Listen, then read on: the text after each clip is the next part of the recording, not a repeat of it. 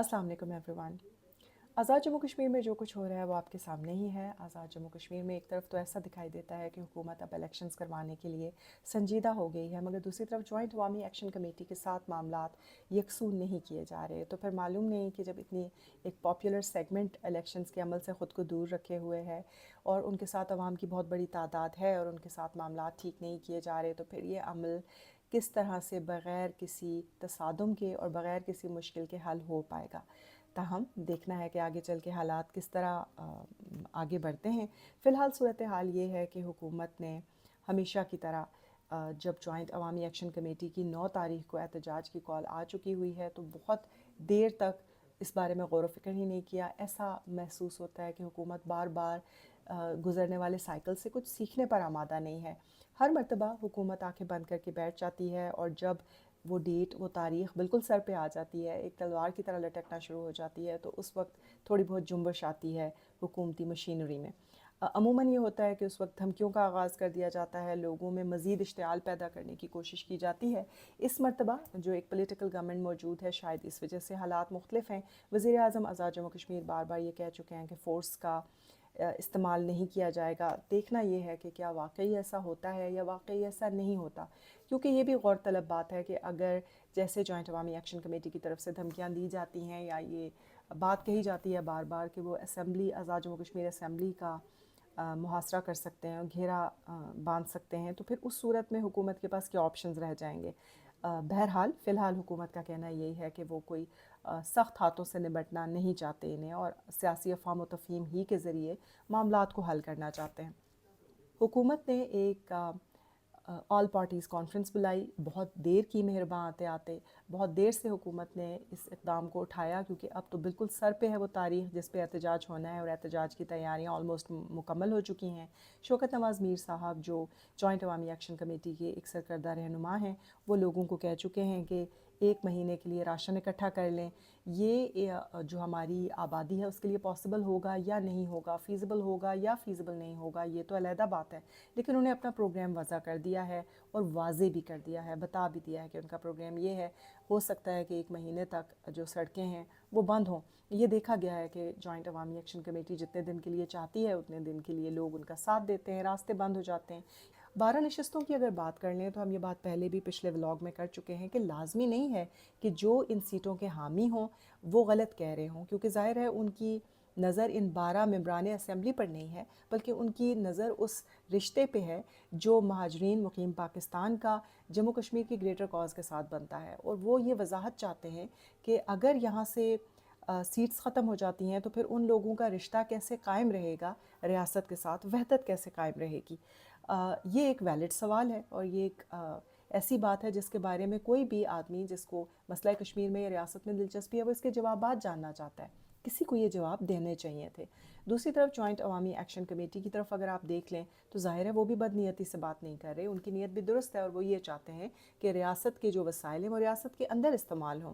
लिहाजा एक greater consensus बनाने की कोशिश करनी चाहिए थी। हुकूमत का काम था, ख़ास तौर पे जब अवामी हुकूमत आ गई थी या पॉलिटिकल एटलीस्ट हुकूमत आ गई थी, तो उसका ये काम था कि वो तमाम स्टेक होल्डर्स को इकट्ठे बिठाती और वो काम करती, बल्कि वो काम ना करती। जॉइंट जो अभी हम APC का काम देख रहे हैं उसमें लगता नहीं है कि ये सारी नेक नियति पे मबनी एक काम था।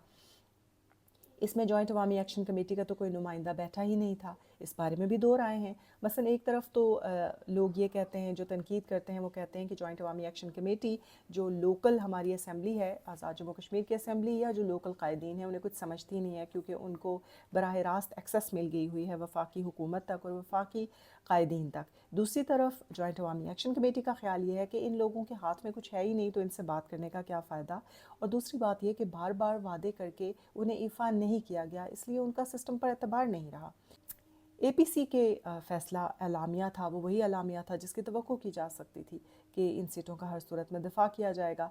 अगले दिन तमाम लोगों ने बैठकर جو قانون ساز اسمبلی ہے آزاد جموں کشمیر کی، اس میں یہ قرارداد پاس کی یونینمسلی، مطلب کسی ایک بھی ووٹ کی مخالفت کے بغیر کہ ان سیٹوں کا تحفظ کیا جائے گا۔ مزے کی بات یہ ہے کہ وزیر اعظم آزاد کشمیر جناب فیصل راٹھور صاحب باہر جب بات کر رہے ہوتے ہیں، عوام میں بات کر رہے ہوتے ہیں، تو جوائنٹ عوامی ایکشن کمیٹی کے بہت سارے مطالبات بشمول ان 12 سیٹوں کے وہ حامی دکھائی دے رہے ہوتے ہیں، لیکن جب وہ کسی بڑے پلیٹ فارم پہ بات کرتے ہیں تو اس وقت وہ اپنی سیاسی جو سوچ ہے اس کے بجائے جو اپنے منصب کو ذہن میں رکھتے ہیں اور وہ خاموشی میں مصلحت سمجھتے ہیں، اس وقت وہ اپنے ان خیالات کا اظہار نہیں کرتے اور ہمیشہ وہی سائیڈ لیتے ہیں جو پاکستان میں پاکستان پیپلز پارٹی کی سائیڈ ہے، وہ وہی سائیڈ لیتے ہیں۔ اس کے بعد ہمیں یہ معلوم ہوا کہ جو صدر ریاست آزاد جموں کشمیر ہیں، انہوں نے ریفرنس جاری کر، ظاہر ہے کہ اس وقت قائم مقام صدر ہیں چودھری لطیف اکبر صاحب، وہ پیپلز پارٹی کے بہت ہی دیرینہ کارکن بھی ہیں، قائد ہیں، اور انہوں نے ایک ریفرنس دائر کیا ہے سپریم کورٹ آف آزاد جموں کشمیر میں۔ یہ جو سپریم کورٹ میں انہوں نے ریفرنس دائر کیا، یہ تو پتہ ہی چلتا تھا کہ یہ 12 سیٹوں کے بارے میں ہوگا، مگر ایک خیال یہ تھا کہ شاید یہ ان کی آئینی حیثیت پوچھنے کے بارے میں ہے، مگر سوال ایسا نہیں ہے۔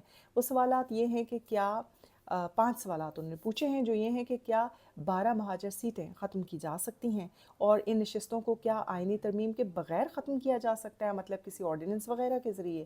ساتھ ہی انہوں نے بتایا ہے کہ حکومت ایسا نہیں سمجھتی، کیونکہ ان کا خیال یہ ہے کہ آئین کے آرٹیکل 33 کے تحت 2/3 اکثریت سے ہی کوئی آئینی ترمیم کی جا سکتی ہے اور اسی طرح یہ تبدیلی ممکن ہے، جبکہ جو مہاجرین کے نمائندے ہیں ان کا خیال تو یہ ہے کہ ایسا بھی نہیں ہو سکتا، کیونکہ جو تعلق ہے مہاجرین مقیم پاکستان کا آزاد کشمیر کے ساتھ یا گریٹر کشمیر کے ساتھ، وہ محض کسی اسمبلی کی 2/3 اکثریت ختم نہیں کر سکتی، تاہم یہ بحث طلب معاملات ہیں۔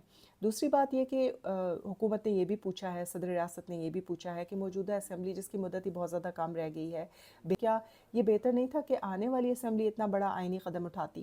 تیسری بات انہوں نے ظاہر ہے کہ بالکل صاف صاف یہ پوچھی ہے کہ کیا دباؤ یا احتجاج کے ذریعے حکومت پر یہ دباؤ ڈالنا کہ وہ آئینی شق کوئی لائے یا آئینی تبدیلی کرے، کیا یہ جائز ہے؟ اور اگر لوگ ایسا کرنے کی کوشش کریں تو کیا یہ آئین کے خلاف ہوگا؟ دوسری بات انہوں نے یہ بھی پوچھی ہے، چوتھا سوال جو ہے کہ بنیادی حقوق کے تحت احتجاج کی آزادی کس حد تک ہونی چاہیے؟ کیا اتنی ہونی چاہیے کہ انتخابات ہی روک لیے جائیں؟ اور پھر یہی انہوں نے پوچھا ہے کہ کیا ریاست جو ہے وہ امن و امان اور انتخابی عمل کے تحفظ کے لیے پابندیاں لگا سکتی ہے احتجاج یا کسی اور چیز پر؟ اور آخر میں یہ پوچھا گیا ہے کہ حکومت کی ذمہ داری کیا ہے؟ مثلا سپریم کورٹ سے پوچھا گیا ہے کہ کیا حکومت وقت کی ذمہ داری ہے کہ وہ آئین کے مطابق انتخابات وقت پہ کروائے اور وہ امن و امان برقرار رکھنے کے لیے کوئی قانونی اقدامات کرے۔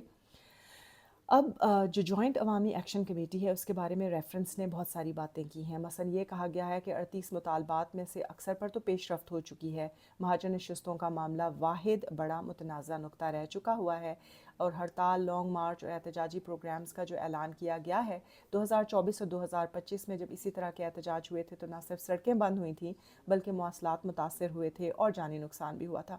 مطلب حکومت کا موقف یہ ہے کہ جوائنٹ عوامی ایکشن کمیٹی کے احتجاج سے وہ محسوس کرتے ہیں کہ تصادم کا راستہ سامنے آئے گا، تو اس صورت میں سپریم کورٹ کیا چاہتی ہے کہ حکومت کیا کرے؟ لہٰذا انہوں نے سپریم کورٹ سے پوچھا ہے کہ ان قانونی سوالات پر فوری طور پر رائے دی جائے، بتایا جائے کہ 12 مہاجر سیٹوں کا آئینی درجہ کیا ہے، یہ بتایا جائے کہ انتخابات کے انعقاد اور آئینی عمل کے تحفظ کے بارے میں رہنمائی فراہم کرنی چاہیے عدالت عظمیٰ کو، اور آئین کی بالادستی برقرار رکھنے کے لیے حکومت کو کیا کرنا چاہیے، اس پر اپنی رائے دینی چاہیے۔ صورتحال یہ ہے کہ اگر سپریم کورٹ تو حکومت کے موقف کی تائید کرتی ہے تو پھر تو 12 مہاجر نشستوں کا مسئلہ جو ہے وہ فوری طور پر سیاسی ایجنڈے سے نکال کر حکومت کی مرضی یہ ہے کہ وہ آئینی اور قانونی معاملہ بنا دیا جائے اور محدود کر دیا جائے۔ لیکن یہ بھی ہو سکتا ہے کہ عدالت کسی معاملات پر کسی نقطے پر مختلف رائے دے دے، تو اس صورت میں آزاد کشمیر کی جو انتخابی سیاست ہے اور نمائندگی کا ڈھانچہ ہے اس پر ایک نئی بحث چھڑ سکتی ہے۔ تو یہ جو ریفرنس ہے یہ ایک قانونی دستاویز ہی نہیں بلکہ آنے والے انتخابات سے پہلے حکومت کی طرف سے ایک سیاسی چال کے طور پر بھی دیکھا جا رہا ہے۔ تاہم اب یہ تو عدالت میں جا چکی ہے بات، تو اس کا فیصلہ عدالت عظمیٰ ہی نے کرنا ہے ظاہر ہے، اور تبھی پتہ چلے گا کہ ہو رہا کیا ہے۔ لیکن جو حکومت کا یہ دعویٰ ہے کہ جو باقی معاملات تھے وہ سارے حل ہو گئے ہیں، اس کے بارے میں فیصل جمیل کشمیری جو ایک ایکٹیوسٹ ہیں، جوائنٹ عوامی ایکشن کمیٹی کے ایک رہنماؤں میں سے ایک ہیں اور ماشاءاللہ بڑے ویل ورسڈ ہیں.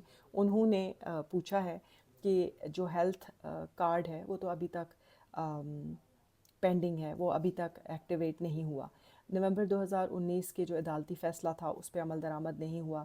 بینک آف آزاد جموں کشمیر 2006 میں سردار عتیق صاحب کی گورنمنٹ میں بنا تھا، وہ اسکیجول کرنے کی، جس کو شیڈول بینک کہتے ہیں، وہ بنانے کی کوشش ہونی تھی، وہ ابھی تک نہیں ہوا.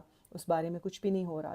لوکل گورنمنٹ ایکٹ کا جو معاملہ ہے وہ بھی کٹھائی میں پڑا ہوا ہے. منگلا ڈیم کے جو متاثرین ہیں ان کو حقوق ملکیت جن کا وعدہ ہوا تھا وہ نہیں ملے. احتساب ایکٹ کا معاملہ جوں کا توں پڑا ہے. کوڑی کمسر ٹنل جو ہے اس کے فنڈز تو مل چکے ہیں لیکن اس کے باوجود وہ ابھی تک التوا میں ہے. انٹرنیٹ اور موبائل سروسز کا تو اتنا برا حال ہے کہ مطلب میں خود اس کی وکٹم ہوں. کئی مرتبہ 9 بجے سے لے کر آپ ایک ویڈیو اپلوڈ کرنے کی صبح 9 بجے سٹارٹ کرتے ہیں تو وہ 3 بجے تک سپہر تک اپلوڈ ہی نہیں ہوتی. تو یہ بالکل درست بات ہے. باقی باتیں بھی آبویسلی بہت ساری درست ہیں. کوہٹا آزاد پتن روڈ کی فیزیبلٹی کا وعدہ ہوا تھا، اس کا کچھ نہیں ہوا. گندم کی کوالٹی کا ابھی تک کچھ نہیں ہوا. بجلی میٹرز کی جو ای ٹینڈرنگ ہے وہ ابھی تک نہیں ہوئی. سالڈ ویسٹ مینجمنٹ پروجیکٹ ابھی تک اعلانات تک ہی ہے، سامنے نہیں آیا. طلبہ یونینز کے بارے میں کچھ عطا پتہ نہیں ہے. الغرض کہنا یہ ہے کہ بہت سارے معاملات جن کے بارے میں وعدہ ہوا تھا وہ وعدے پوری طرح ایفان نہیں ہوئے. اس صورتحال میں جوائنٹ عوامی ایکشن کمیٹی اپنے احتجاج کو وسیع کر سکتی ہے. ان کے پاس لوگوں کی بہت زیادہ سپورٹ حاصل ہے، خاص طور پہ ینگسٹرز کی. حکومت کی ذمہ داری بنتی تھی کہ وہ جو وعدے پورے ہو سکتے تھے انہیں پورا کرنے کی کوشش کرتی، بجائے نئے پروجیکٹس کھولنے کے. جو پروجیکٹس عوام کی فلاح کے لیے تھے، جن کا وعدہ کر دیا گیا تھا، انہیں پورا کرنے کی کوشش کی جاتی. اور دوسری بات یہ کہ لوگوں کو ڈائلاگ کے ذریعے انگیج کیا جاتا، ان تک اپنی بات پہنچائی جاتی. جو کام نہیں بھی ہو سکتے اس کی وجوہات بیان کی جاتی نوجوانوں کے سامنے، لیکن ایسا نہیں ہوا. اور اب جو ہے وہ وقت بالکل سر پہ آ پہنچا ہے. یہ بھی ذہن میں رکھنا ضروری ہے کہ حکومت نے آج جو ریفرنس عدالت عظمیٰ میں دائر کیا ہے، اس طرح کی ایک کوشش حکومت نے پہلے بھی کی تھی جب 2024 کے آخر میں ایک صدارتی آرڈیننس جوائنٹ عوامی ایکشن کمیٹی کی ایک احتجاجی کال کو روکنے کے لیے جاری کیا گیا تھا. اور اس میں کہا گیا تھا کہ کوئی بھی ایسی تحریک جو رجسٹرڈ نہ ہو، ان کی طرف سے جو بھی احتجاج کیا جائے گا وہ غیر قانونی ہوگا. اس کا الٹا بہت ری ایکشن ہو گیا تھا اور حکومت کو وہیں سے، اگر آپ کو یاد ہو تو یہ 12 جو سیٹس ہیں ان کی بھی ڈیمانڈ سامنے آئی تھی اور حکومت کو وہ نوٹیفیکیشن بعد میں واپس لینا پڑا تھا. تو طاقت کا جو استعمال ہے پولیٹیکل معاملات کو پولیٹیکلی سولو کرنے کی کوشش کرنا سب سے زیادہ عقل مندی کا تقاضا ہوا کرتا ہے. مگر دیکھنا یہ ہے کہ اب ارباب اختیار کیا راستہ لیتے ہیں اور جوائنٹ عوامی ایکشن کمیٹی کے جو سربراہان ہیں، جو رہنما ہیں، وہ کون سا راستہ اختیار کرتے ہیں. کیا افہام و تفہیم ہوتی ہے یا ہم ایک مرتبہ پھر احتجاج اور روڈز کا بلاک ہونا اور یہ سب کچھ دیکھیں گے. تو آنے والے دنوں میں صورتحال واضح ہو جائے گی. اب تو محض چاند ہی دن رہ گئے ہیں. Thank you very much. بتائیے گا آپ کی ان معاملات کے بارے میں کیا رائے ہے. Thank you.